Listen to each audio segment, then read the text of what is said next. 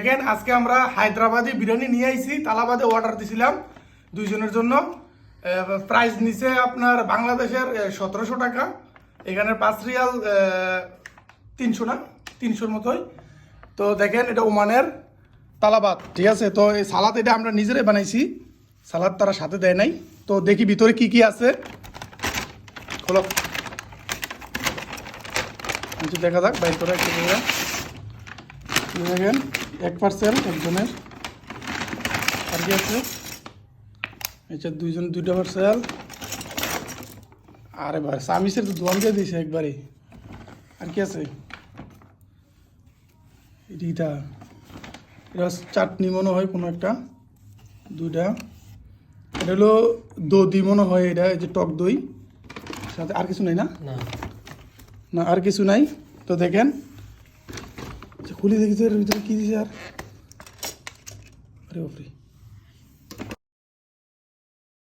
হ্যাঁ বাহ, দোয়ারটা আছে হায়দ্রাবাদি বিরিয়ানি। তো এটা এইভাবে মাংস দেয়া যাইতেছে না, তো দেখানোর জন্য এটা আমি প্লেটে ঢালতেছি দেখানোর জন্য।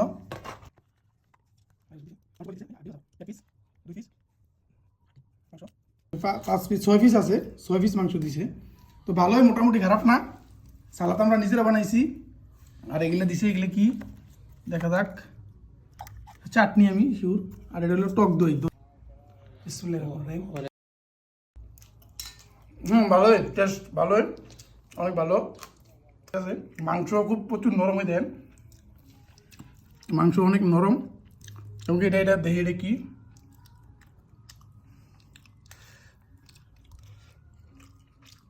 এটা আচার, আমের আচার।